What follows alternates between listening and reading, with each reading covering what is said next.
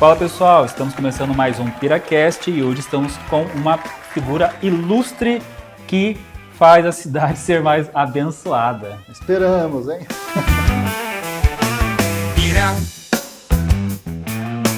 PiraCast. Com o Padre Leandro. Agradeço, Jeremias, pelo convite. Alegria estar aqui nesse talk show.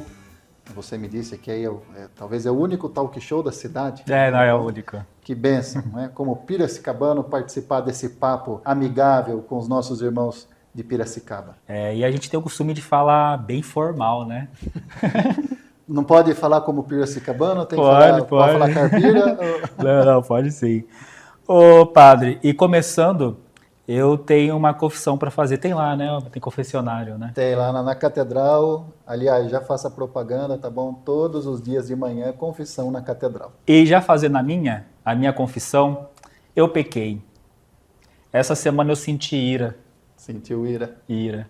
Por um rapaz que invadiu o campo de Piracicaba e ficou dando cavalo de pau com o carro dele. Misericórdia. O que essa meninada tem na cabeça, né? Eu vi isso aí, li esses dias na notícia lá. É mais lamentável ainda, né, ver que às vezes esses jovens têm influenciado tantos outros jovens, né, com maus exemplos assim. Mas eu vi que esse rapaz aí, ele é bem famoso, né? Nunca tinha ouvido falar, viu, minha gente? Bom, mais uma pergunta muito curiosa. Como que alguém, e o senhor, né? Como que alguém decide ser padre? Em que momento isso acontece? E como que isso acontece? Isso não é uma decisão humana, viu, Jeremias? É um chamado divino, né? É Deus que chama a gente para esse ministério sacerdotal, para ser padre. Eu tinha 18 anos, tenho um irmão gêmeo, né? Já coloco aqui logo no início, tenho um irmão gêmeo também, que hoje é Padre Danilo. A gente, graças a Deus, nós viemos de uma família de muita fé, uma família católica, meus pais, a minha irmã Fernanda. Então, assim, a gente sempre buscou viver bem, né? a nossa vida, a nossa caminhada.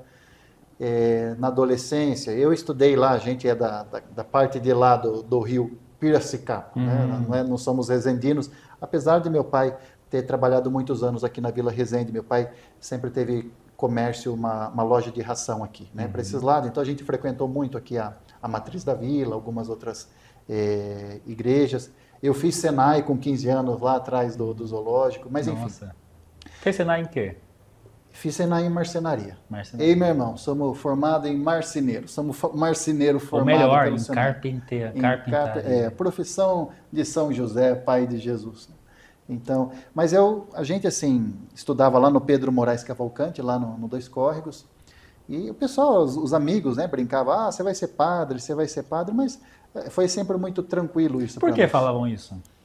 Bom, esses dias encontrei um amigo lá, né, da época, a gente tinha 14, 13, 12 anos, ele falou, não, mas vocês, seu irmão, eram diferentes, viu? Vocês eram muito joias, vocês transmitiam uma paz. Eu até fiquei assim, falei, bom, a gente era uma criança, menino normal, gostava de jogar bola, brincar, andar de bicicleta, né? Não tinha celular naquela época, né? Então era uma beleza. Mas eu acho que pela fé que a gente recebeu, né? A gente sempre buscou viver de uma forma coerente com aquilo que os nossos pais iam ensinando, né? Sermos pessoas honestas, sermos pessoas boas. Mas eu também, acho que pelo meu caráter, né? Eu, ao mesmo tempo que a gente era jovem normal, criança normal, adolescente normal. É que as pessoas te olham, né? Hoje na missa, como padre, né? Esse aí sempre foi santo.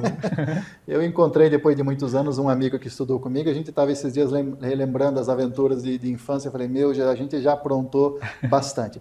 Mas, ao mesmo tempo, eu também nunca gostei, assim, né, de injustiça, né? Então, eu lembro que eu arrumei já algumas confusões, entre aspas, justamente por ver situações erradas que aconteciam. Hoje a gente chama bullying, né?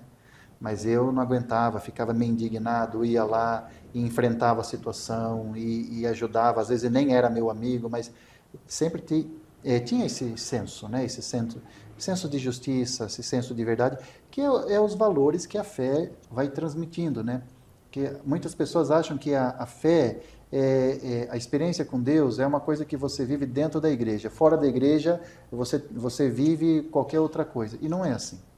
A fé, ela tem um impacto determinante na nossa vida, na vida do dia a dia. Aquilo que eu creio, aquilo que eu professo dentro da igreja, eu tenho que buscar colocar em prática no dia a dia. Né? Então, esta coerência entre fé e vida. Nunca fui santo e tem nunca uma pergunta. O que é fé? O que é fé? Né? Eu vou pegar lá uma definição que o Papa Bento XVI, agora nós estamos com o Papa Leão XIV. Antes do Leão XIV foi o Papa Francisco, antes do Papa Francisco, o Papa Bento XVI. O Papa Bento XVI deu uma afirmação que ficou assim muito conhecida, muito famosa, vamos dizer, né? Ele disse que fé não é uma ideologia, então, não é você acreditar em teorias. Fé não é simplesmente moral, no sentido de você ter algum comportamento específico. Então, eu sou desse grupo, eu tenho que agir desse grupo, como esse grupo, eu tenho que me vestir como essas pessoas. Não. Fé, antes de tudo, é um encontro com uma pessoa. Um encontro com Cristo. Porque Jesus é vivo, né? Ressuscitado. Acabamos de sair do tempo estamos no tempo da Páscoa ainda, celebramos a Páscoa. Ele está vivo, está conosco todos os dias, como ele mesmo disse. E de fato, Jesus, apesar de a gente não vê-lo, ele é presente, ele é real. Tem pessoas que têm a graça de ter experiências mais concretas, assim, no sentido sensitivo com Jesus, mas a fé nasce desse encontro. Eu faço uma experiência pessoal com Jesus, me preencho desse amor, me preencho com a presença dele, aquilo toca a minha vida, aquilo transforma a minha vida, aquilo muda o meu coração, muda a minha maneira de viver, e eu digo, eu quero viver para ti, eu quero seguir-te, eu quero seguir os teus passos, quero ir contigo. Né? Isso é fé. Fé é este encontro determinante que dá um novo rumo para a nossa existência, um novo rumo para a nossa vida. A gente muda de vida, concretamente. Né? O que a gente diz é um novo nascimento. Você está vivendo de uma forma, aí você se encontra com Jesus, se encontra com Cristo. Ele vem, ele te cura, te restaura, preenche a tua vida e você fala, a partir de hoje, você é o Senhor da minha vida. Né? Esta afirmação bíblica bonita, Jesus é o Senhor. Mas o que significa concretamente? Significa que toda a minha vida agora está orientada para Ele. Os meus critérios, os meus valores só têm sentido se forem os dele. Eu busco viver, né, como São Paulo diz, que não seja mais eu que vivo, mas o Senhor que viva, o Senhor que seja a luz da minha vida. Então, fé é uma experiência viva, né, Jeremias? Isso é bom deixar claro, porque até dentro da igreja, às vezes, a gente vê pessoas que vão por muitos anos na igreja, que têm uma religiosidade, assim, bem forte, religiosidade no sentido de que fazem práticas de oração, frequentam, né, por exemplo, a missa, uma religiosidade, mas não tem uma fé viva em Cristo, vivo. Não tem uma fé viva em Cristo vivo. Jesus é mais um personagem, não é alguém real que eu me relaciono com ele todos os instantes. Porque existe uma diferença, né? Para quem está acompanhando, né? A diferença entre você se relacionar com uma pessoa e com um personagem. Por exemplo, vamos dar um exemplo, Napoleão Bonaparte. Você pode estudar a vida inteira sobre Napoleão Bonaparte, você pode saber tudo o que ele fez, conhecer tudo aquilo que está escrito, ler todas as bibliografias, mas ele é um personagem, você não tem contato com ele, você sabe tudo dele, mas não se relaciona com ele. Para muitos cristãos, Jesus é um personagem, conhece tudo de Jesus, sabe tudo de Jesus, mas não se relaciona com ele. Isso não é fé. Fé, ao contrário, é uma relação viva, uma relação pessoal. Jesus não é um personagem na minha vida, ele é alguém que me ama, alguém que deu sentido à minha vida, e eu quero ser fiel, eu quero amá-lo, eu quero que a minha vida possa responder a este amor que ele tem por mim. Né? Aqui entra o que a gente chama processo de conversão, para fechar. Quando a gente fala, tem que se converter. A conversão, né? Ninguém quer saber muito de conversão. Ah, que Na chata igreja conversão. pentecostal, né, evangélica, fala aceitar Jesus. Aceitar Jesus, é. Então, mas gente, conversão é fruto desse encontro. Você se encontra com Ele, você é tocado pelo amor. E você fala, não, eu quero viver com Ele. Eu quero abandonar tudo aquilo que não agrada, aquilo que não vem dele. Então, a conversão verdadeira é fruto desse encontro pessoal. Isso é difícil, hein? É uma graça, né? Aceitar e praticar isso todo dia é difícil, ainda mais hoje em dia. É difícil, é um desafio para nós, para mim que sou padre, a gente, por isso que nós temos que todo dia pedir, vem Espírito Santo, venha e dai-me esta graça, que eu possa ser um homem novo, uma pessoa nova, que eu não vá me tornando uma pessoa acomodada, que minha vida não se torne meio medíocre, porque a tendência humana, né, Jeremias, é a gente se acomodando. A gente se acomoda com determinadas atitudes, vai entrando a preguiça ou algum vício, e a gente deixa, né? A natureza humana é a tendência a se acostumar. Então a gente todo dia tem que falar, não, Jesus seja o Senhor, eu renovo a minha fé, eu renovo a minha entrega, né? E aí, meu irmão? Foi com 18 anos que eu tive este encontro, né? Eu, apesar de já ser católico, eu estava fazendo faculdade na Unimep, lá em Santa Bárbara, estava fazendo curso de engenharia de automação, isso em 2003. Era um curso ainda novo, né? Eu lembro que não tinha ainda nenhuma turma formada. E era o curso dos meus sonhos.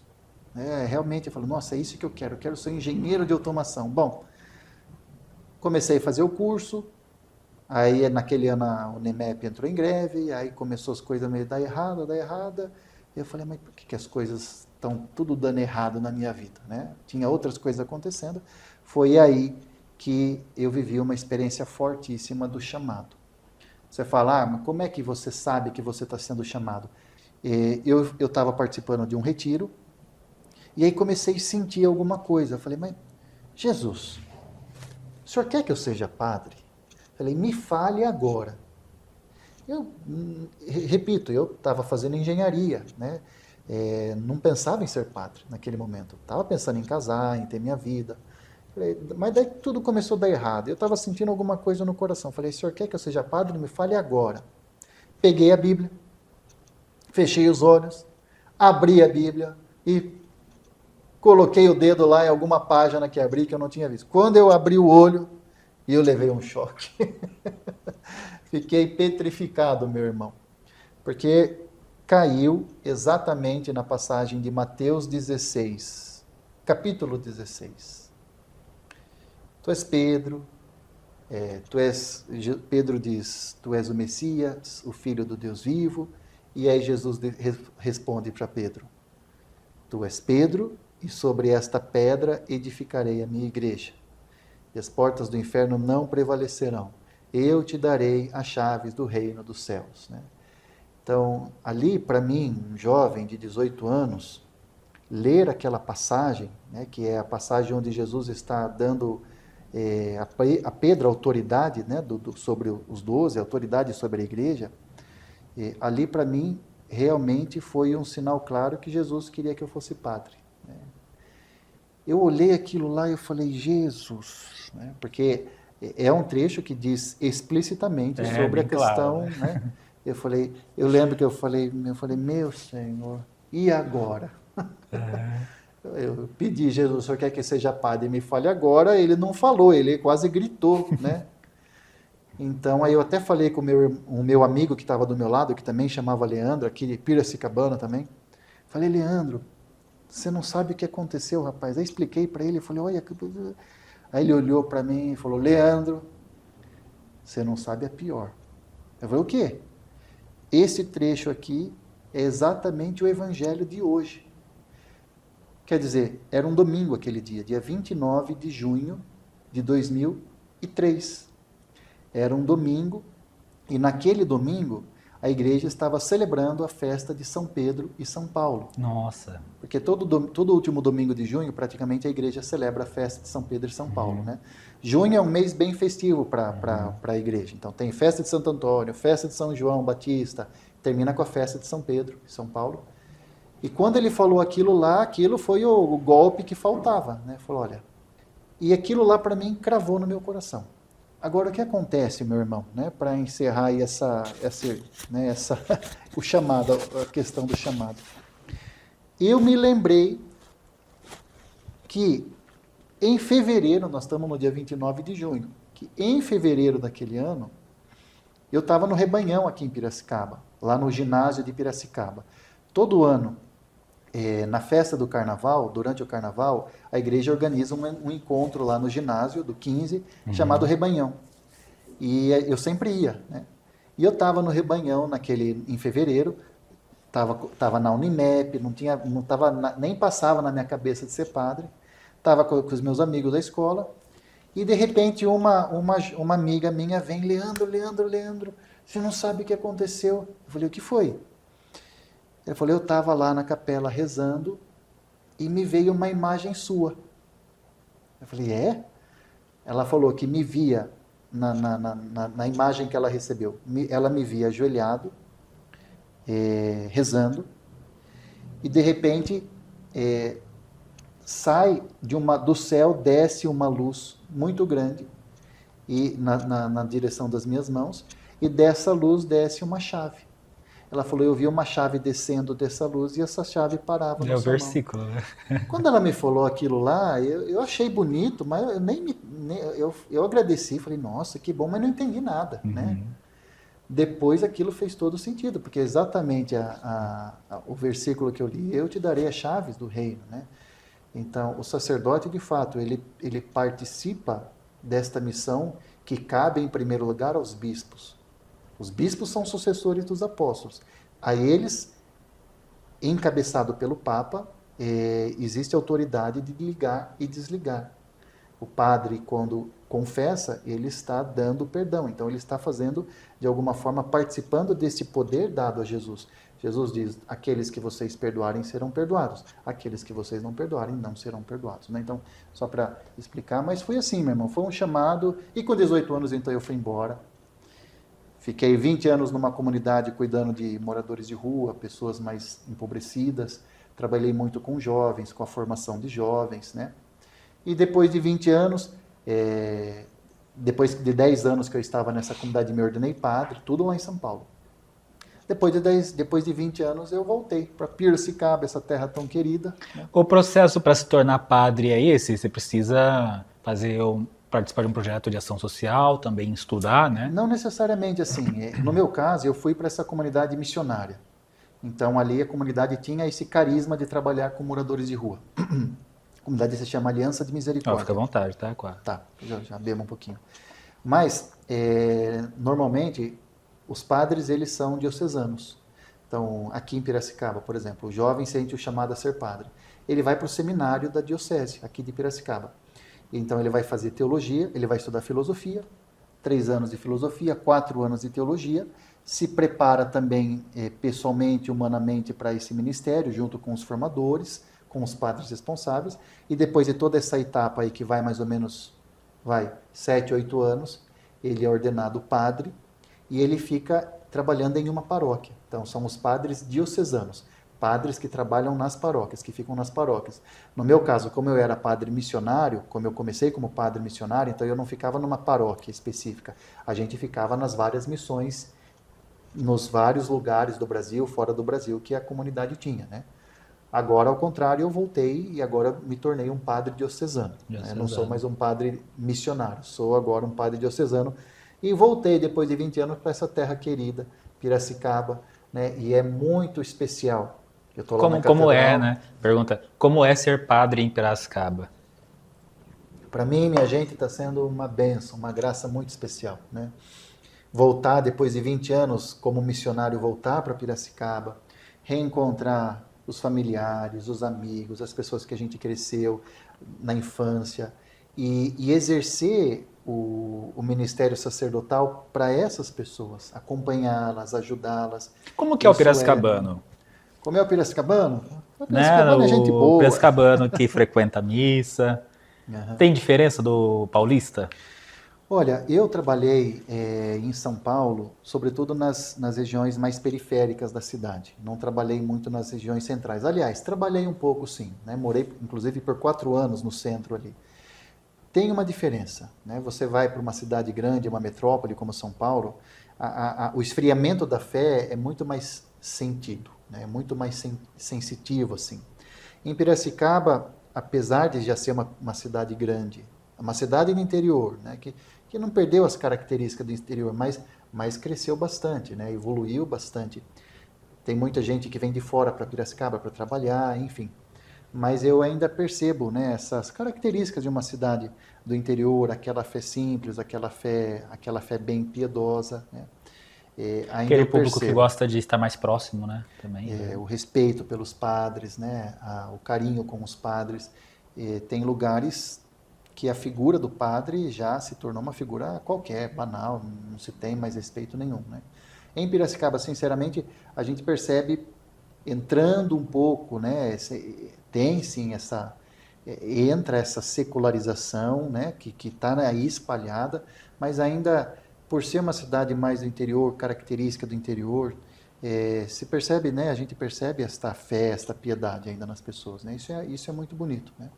E assim, estou lá na catedral aqui no centro, é uma igreja central, passa gente o dia inteiro, então Ali tem bastante morador de rua, né? tem bastante morador, né, a gente faz amizade com eles, mas não se compara também com São Paulo. Não? São Paulo realmente é uma proporção muito maior. Piracicaba ainda tem, graças a Deus, a igreja tem trabalhos muito bonitos com moradores de rua, né? Essa própria Aliança de Misericórdia que eu fiz parte tem uma casa de acolhida aqui em Piracicaba, outras comunidades, né? A igreja tem um trabalho social bonito nesse sentido. A própria catedral tem, por exemplo, a chamada Pia União. É como um braço social da catedral, onde a gente assiste várias famílias carentes, com cesta básica, né? Com as necessidades mais emergenciais, né? A igreja em Piracicaba, a igreja, na verdade, em qualquer canto do mundo, mas em Piracicaba a atuação social da igreja é grande, né? Com projetos. Por exemplo, teve ano passado as enchentes lá no Rio de Janeiro. A cidade de Piracicaba, a diocese, na verdade, de Piracicaba, que diocese não é só a cidade de Piracicaba, né? Diocese contempla várias cidades ao entorno de Piracicaba que pertencem à diocese de Piracicaba. Aqui é a diocese? Piracicaba é uma diocese. É tipo a matriz Isso, da isso. metrópole. Como se fosse a matriz e tem as várias filiais, vamos dizer assim, Sim. né? Mas então são, não sei exatamente 40, 50, 40, acho que não chega a 40 cidades que pertencem à diocese. Então o bispo, nosso Que bispo, é a que você tá. isso. E a sua posição, você seria tipo o presidente da... Não, é assim, o bispo é o responsável pela diocese. Tem bispo pela aqui? igreja da diocese de Piracicaba, sim, o Dom Devair. E o Dom Devair, né, me acolheu de modo muito fraterno aqui em Piracicaba, né? Eu sou muito grato a ele por isso. Mas o bispo cuida da diocese. Depois, cada paróquia tem o pároco responsável. E algumas paróquias, além do pároco responsável, tem um outro padre que auxilia o pároco, que se chama vigário. No meu caso, eu sou o vigário lá na catedral. Então, a catedral tem o Padre Henrique, que é o pároco, eu sou o vigário, que auxilio, né, o pároco. Então, nós dois levamos em frente o trabalho lá na catedral. Cada paróquia, por exemplo, aqui nós estamos aqui na matriz da vila, aqui tem o Padre Inácio. O Padre Inácio é o padre responsável por essa igreja, com algumas capelas aqui. O Padre Inácio não tem um vigário, um outro padre que ajuda ele, é só ele de padre, né? Talvez tenha os diáconos depois, mas enfim, né? Mas, então, a diocese de Piracicaba, ela, no caso lá das enchentes do Rio de Janeiro, ela teve uma mobilização muito bonita para ajudar lá os irmãos do Rio Grande do Sul. Foram toneladas e toneladas, caminhões e caminhões que foram para o Rio Grande do Sul com doações de todos os piracicabanos e das cidades vizinhas, né? O nosso bispo fez capitaneou aí essa mobilização e foi muito bonito. Foi uma das dioceses que mais enviou doações. Nossa. Então a diocese tem um trabalho social muito bonito também, né? Na verdade, assim, Jeremias, a igreja, acima de tudo, ela é uma instituição que cuida da parte espiritual, voltada para as coisas espirituais, para as coisas religiosas. O ser humano não está só não é só simplesmente humano que vive aqui, morreu, acabou. Nós estamos aqui de passagem, nós temos uma eternidade pela frente. Então, a igreja, ela tutela sobretudo por essas questões de fé, essas questões espirituais. Mas, diferente do que muita gente aí, muitos ateus acham, que a igreja tem que só falar de fé e não pode falar mais nada, ao contrário. A igreja também, ela tem uma presença social muito importante na cidade. No mundo, a Igreja Católica é a instituição que mais tem projetos sociais no mundo. Se hoje fechasse todas as instituições sociais, projetos educacionais, milhões e milhões de pessoas ficariam sem hospitais, ficariam sem escolas, ficariam sem as necessidades essenciais para sobreviver. A igreja tem muitos projetos sociais, né? E não só isso, a igreja também tem um valor cultural muito grande, né? Quando a gente pensa, por exemplo, em Piracicaba. Piracicaba, esse ano completa 250 anos, né? Uhum. Depois de 7 anos que Piracicaba foi fundada oficialmente, foi construída a primeira igreja catedral. A primeira no matriz, centro? Aonde está lá onde está a catedral. A igreja foi fundada ali na beira do rio, né, do rio Piracicaba. Tem a casa do povoador, que dizem ser a primeira casa, mas tem as controvérsias, enfim. Mas logo foi subindo ali o morro, e naquela parte onde está a catedral era a parte mais alta ali do morro. Então foi construída a primeira igreja, 7 anos depois que a comunidade começou a ser fundada. E a partir ali da primeira, não era a catedral ainda, era uma igreja já, né, dedicada também a Santo Antônio, Nossa Senhora dos Prazeres. Ao entorno da catedral foi sendo construída a cidade de Piracicaba. Nossa. Então a Igreja Católica tem um valor cultural, social muito grande, um patrimônio cultural muito grande. Aqui é forte, é bem forte. Essa é a quarta versão, vamos dizer assim, da catedral. A primeira, uma capelinha menor, depois se construiu uma igreja, depois se construiu uma outra igreja, e essa igreja ela foi construída na década de 40, 50. Né? O bispo, na época, pediu para demolir a igreja antiga, porque era uma igreja de taipa, de barro, tinha muito ninho de pomba, e com a ajuda do povo ergueu esse monumento belíssimo aí. Né? Também é São Benedito. A São Benedito, não sei se você conhece ali, fica entre a Câmara dos Vereadores, a antiga Biblioteca Municipal, ali na Rua do Rosário, né, se eu não me engano. Ali tem, encravadinha ali, tem a Igreja São Benedito. Que, inclusive, aproveito, viu, para você uma propaganda aqui. Gente, nós estamos fazendo uma campanha para reformar a Igreja São Benedito, por favor, ajudem a gente.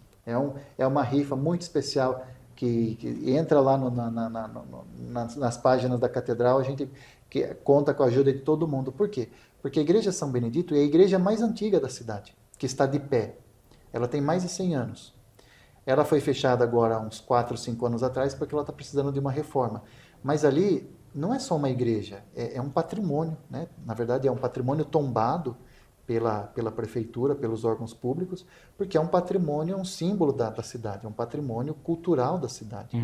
Quantas pessoas já não passaram ali? Em torno da São Benedito, se desenvolveu muitas tradições muito bonitas ligadas à figura de São Benedito, que até hoje, a Congada, né? A festa do Divino que acontece lá na beira do rio todo ano. Sim. É uma tradição já de 200 e poucos anos. Então, é cultural, é histórico, né? Então, a Igreja Católica também tutela na cidade de Piracicaba também esta dimensão, né? Padre, e por que a gente, acho que o mundo precisa de um Papa? O Papa, ele é o representante de Cristo na Terra, né? A gente crê, a gente tem esta fé. De uma forma mais concreta, o Papa, ele é o sucessor de Pedro. Vamos explicar rapidamente, né? Jesus escolheu 12 apóstolos.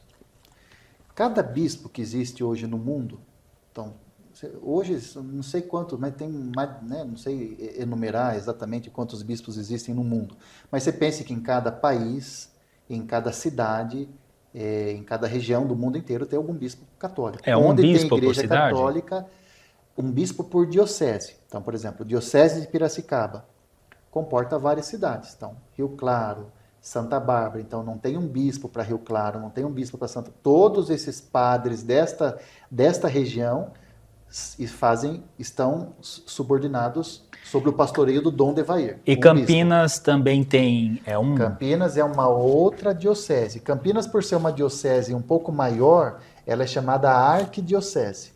Então lá não tem um bispo, tem um arcebispo, mas é um outro bispo. Então são vários bispos. Isso se denomina pelo tamanho da população? Pelo tamanho, é. Por exemplo, São Paulo. São Paulo é uma arquidiocese também, não é só uma diocese, porque é muito grande. E em São Paulo não tem somente um arcebispo, mas tem um cardeal, que é o Dom Odilo, que inclusive foi o que me ordenou padre, né?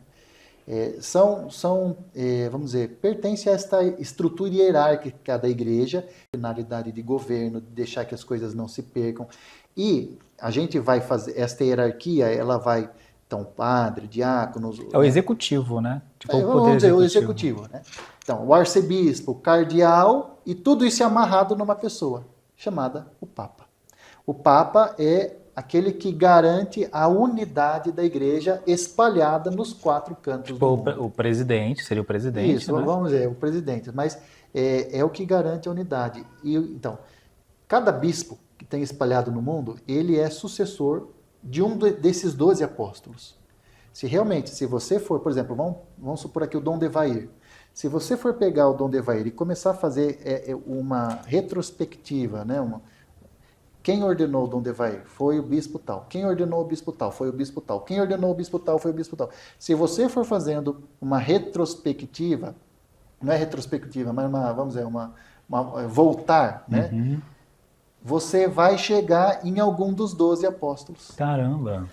Não tem nenhum bispo em qualquer canto que seja lá no país mais distante, que se você for fazer esta árvore genealógica, ele não chega em algum dos 12 apóstolos. O bispo daqui é da sucessão de que linha? Então, eu não sei, né? Apesar de é interessante ele sabe, perguntar. será? Possivelmente ele sabe.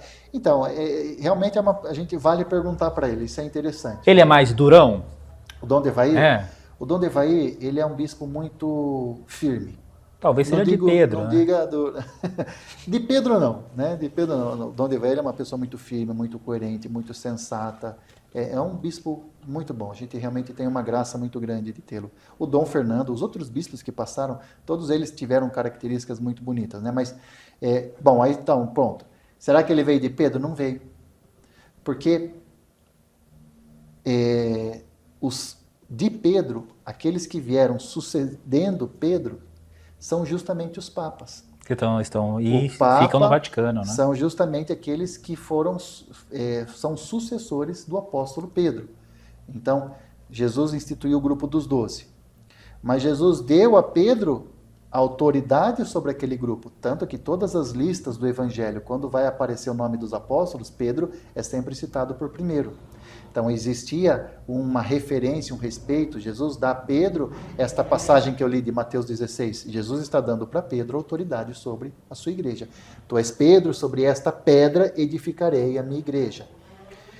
Então Pedro estava em Jerusalém. E Pedro, como a gente sabe pela tradição, Pedro vai para Roma.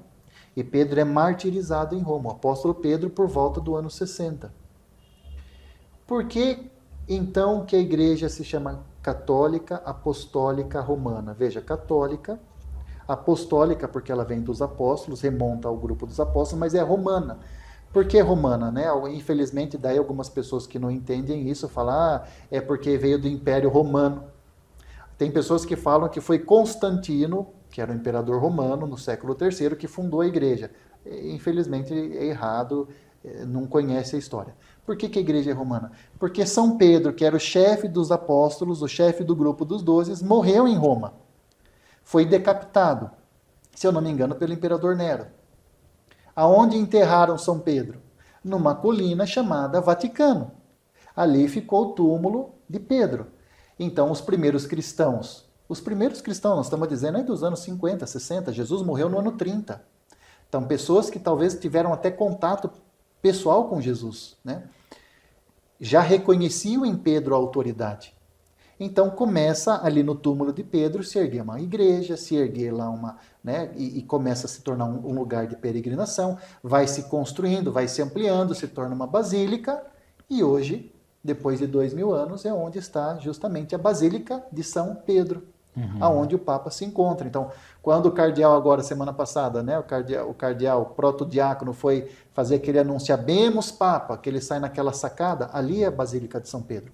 E Pedro está enterrado lá, Jeremias. Isso aqui é uma coisa impressionante. As pessoas precisam entender que tudo aquilo que a igreja crê não foi uma inspiração de alguém, uma ideia de alguém. Foram fatos históricos que aconteceram. Né? A gente fala, Jesus é Deus que se encarnou. Ah, como é que você prova? Como é que você prova que a Bíblia está certa aqui? Se prova. Gente, se prova. Tudo que está ali na Bíblia, a gente é capaz de dar uma prova histórica, uma prova material disso. Pela arqueologia, pela história, pelo estudo. Então, por exemplo, o ano passado, depois de 60 anos mais ou menos, ou pouco mais, de investigação arqueológica dentro da Basílica de São Pedro, descobriram aonde foi enterrado São Pedro. Lá, 2000 anos atrás, claramente, com o passar dos séculos, aquilo foi sendo enterrado e foram construídas camadas e camadas. Mas os arqueólogos descobriram, acharam a ossatura, acharam o túmulo, e eles constataram historicamente, disseram, Pedro está aqui, enterrado ali. Então, esta é a riqueza também e o fundamento da igreja. O Papa, então, por que o Papa é diferente? Porque o Papa, ele é um bispo, veja, o Papa é um bispo da igreja, da diocese de Roma. Donde vai ele é um bispo da diocese de Piracicaba. O Papa é um bispo eleito para a diocese de Roma. Só que como Roma é a sede da igreja, então esse bispo que sucede diretamente da linha de São Pedro, ele acaba se tornando o chefe da igreja universal. Então ele recebe realmente a autoridade maior. Ele tem a autoridade das chaves. Ele é o cabeça do colégio dos bispos, vamos dizer assim. Poderia um outro bispo de uma outra linhagem participar da eleição para Papa? Não, porque daí não é bispo. Né? Não é bispo. Ninguém pode se intitular bispo. Eu sou o bispo tal. Ou eu sou o apóstolo, né? Se eu sou apóstolo, enfim, né? Não. Apóstolo Paulo, né? Tipo, não era ele que se intitulava.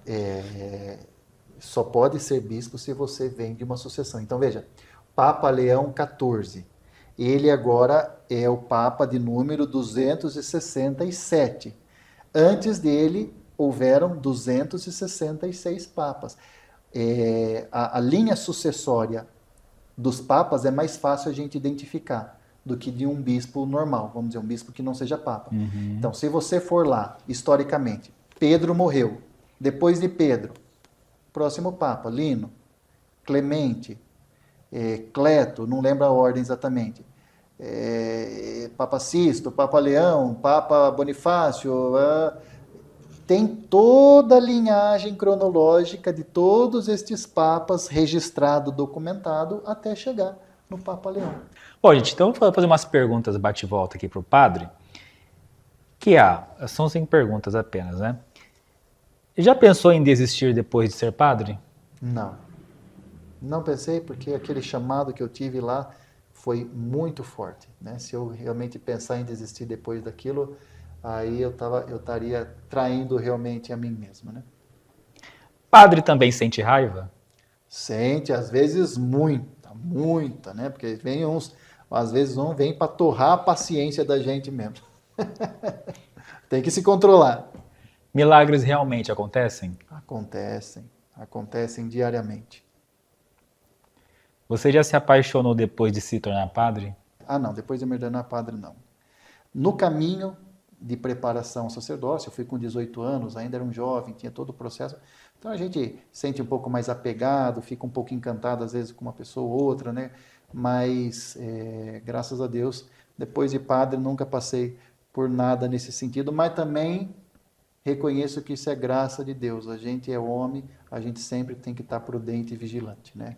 Quem está de pé, cuidado para não cair, como diz a palavra, né? Então, sempre com a guarda levantada. Já dormiu durante uma missa que você mesmo celebrou? Quase, mas não dormi. Dormi na missa de outro, mas na minha missa não. É isso. Tá bom, tá Bom, joia. gente, e nessa energia legal, a gente vai encerrando aqui, pedindo para o padre deixar uma mensagem de fé para você. Tá bom, minha gente. Agradeço então, Jeremias, por essa partilha, né? Agradeço também a todo mundo pela paciência, né? E pela fraterna atenção, né? Gente, nós estamos no tempo da Páscoa, então o que dizer? Dizer que Jesus está vivo. Não é um personagem morto. E se você aí, aonde você estiver, logo acabando essa gravação, essa transmissão, você que se sente distante dele, ou que talvez nunca conheceu ele, se você disser humildemente, Jesus, revela-te a mim, eu quero te conhecer, não tenha dúvida de que ele se revelará, ele se manifestará. Então essa é a experiência decisiva da nossa vida. Dizer que Jesus é o Senhor, não é qualquer coisa, não é pouca coisa, é algo que dá o verdadeiro sentido, é algo transformador. Então que a gente, minha gente, que a gente realmente não deixe passar um só instante nessa vida longe do Senhor, que é a nossa vida. O Evangelho de hoje, eu sou o caminho, a verdade e a vida. Fora dele, gente, existe curtição e existe prazer que passa. E a gente tem que ficar preenchendo daí cada vez com coisa nova, né? Cada vez com aventuras novas, que preenchem momentaneamente, mas depois o rombo vai ficando talvez maior. Só Jesus é capaz realmente de preencher a gente com aquela vida que não passa, que permanece para sempre. Um abraço, Deus abençoe e convido todo mundo para ir na catedral um dia lá nos visitar e celebrar conosco. Estamos lá todos os dias. Vai ser uma alegria receber.